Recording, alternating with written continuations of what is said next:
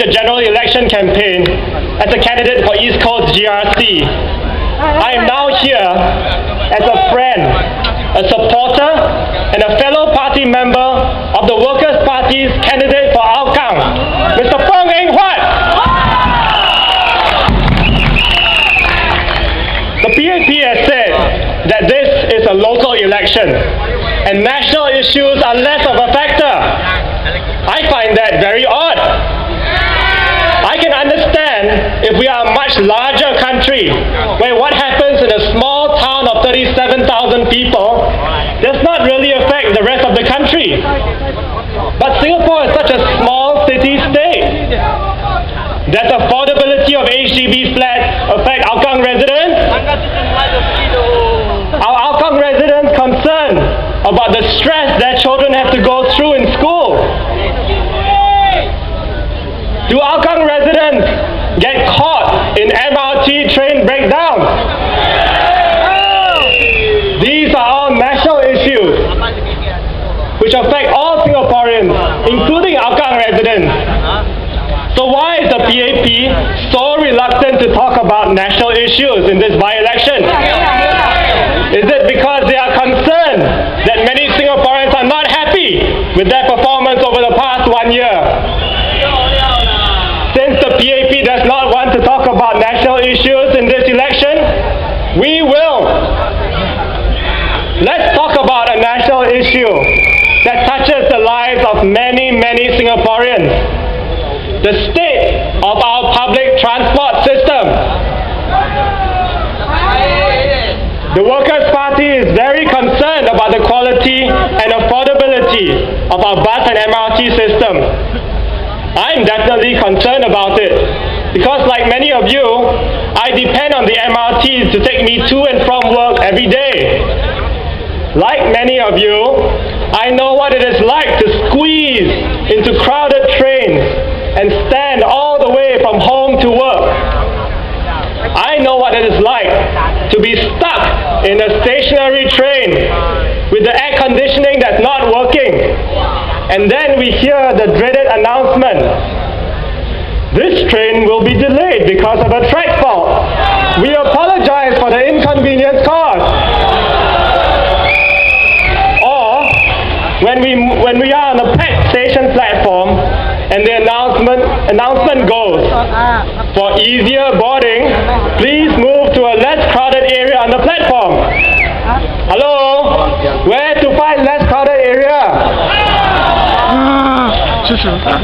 Our problems with overcrowding on buses and trains are the result of years of poor planning and lack of investment by the PAP government. They allowed in hundreds of thousands of foreigners in the past 10 years, but without first upgrading the transport infrastructure to accommodate the surge of commuters. Thanks to the message that voters sent to them in the last general election, they woke up their ideas a bit and started accelerating their purchases of trains and buses and doing system upgrades. And then, before we started enjoying more comfortable train rides, something worse emerged. MRT breakdowns. In the past year, we have seen major MRT breakdowns on almost all the train lines. The North-South line, the East-West line, the North-East line, the Circle line, and even the Bukit Panjang LRT. On April the 9th, Transport Minister Lee Tak Yew told Parliament that train disruptions are unavoidable. And then, the very next week, we had 5 MRT disruptions, all of them affecting rush hour commuters on various lines. There are always excuses for the breakdowns. For the North, South, East, West lines, we are told it's because of aging infrastructure. For the Circle line, which is very new, we are told it's due to teething problems. For the not so new Northeast line, we are told the reason is collapsed cables. One frustrated commuter wrote to the Straits Times Forum earlier this month. She said, and I quote, It is odd how a system which was apparently fine and held up as a role model of first world efficiency for 25 years turned suddenly into a plague of breakdowns and disruptions.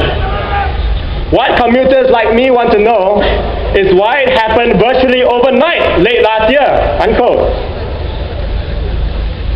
Before, we used to believe the MRT slogan, the SMRT slogan, always there for you. That sounds very similar to a slogan of the other candidate in this by-election, doesn't it? Sad to say, now we cannot assume that the MRT will always be there to take us from point A to B. Because of the increasingly frequent train breakdowns, we now have to factor in possible delays when making travel plans, especially when we have important appointments like exams or job interviews. Some of you had to spend money on taking taxis when the trains break down, and taxi fares have increased too. Is this something we should start to accept as normal in Singapore because it is unavoidable? During the current committee of inquiry into the massive December train breakdowns, we have seen LTA blaming SMRT, SMRT blaming their predecessor MRTC, and everyone else blaming the former CEO. Frankly, we are less interested in who is to blame, but more interested to ensure that Singaporeans enjoy affordable, efficient, and reliable public transport.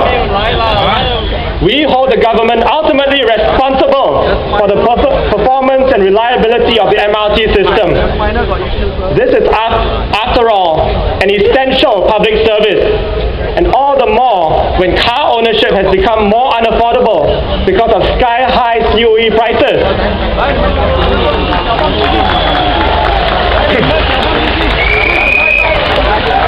Some of you will remember that there was a time when the government took full responsibility for providing affordable, efficient, and reliable public transport.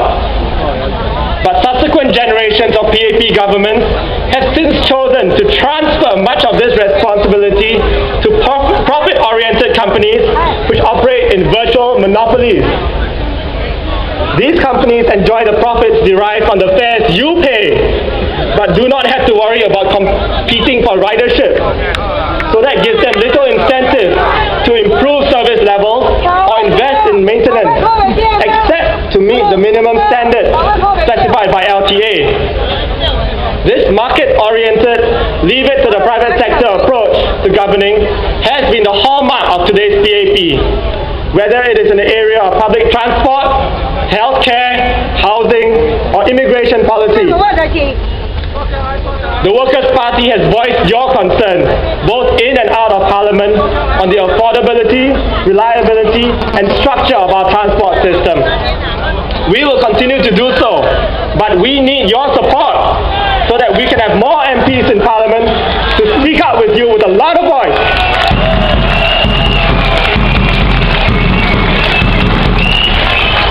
Voters of Hougang, the Workers' Party has chosen Mr. Peng Eng Huat to be our candidate for the Hougang by-election. Allow me to say a few words about Mr. Peng Eng Huat. We contested together in East Coast GRC in 2011 general elections. We worked the ground together in East Coast. We did house visits together. We served residents together. We planned our election campaign together. And we fought the election together. Peng Eng Huat is a humble and caring man. He always thinks of others' welfare ahead of his own. I have no doubt that he will put the interests of Hougang residents as a top priority if you elect him to be your MP. But more than just being a good man, Peng is able to analyze policies and identify issues that affect the lives of ordinary Singaporeans. I have seen this in the parliamentary speeches that he has held our MPs to write. So I have no doubt that he will have the ability to clearly voice the concerns of Hougang residents in Parliament if you elect him to be your MP. It is for this reason that I'm happy to give my full endorsement to Peng Eng Huat to be MP for Hougang.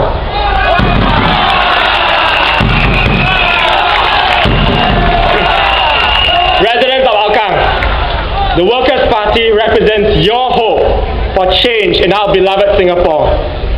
We want to make our country a more compassionate, caring, and fairer society, where everyone, whether rich or poor, has an equal opportunity to achieve success in life. Last year, Hougang voters gave the Workers' Party a ringing endorsement of almost 65% of the vote.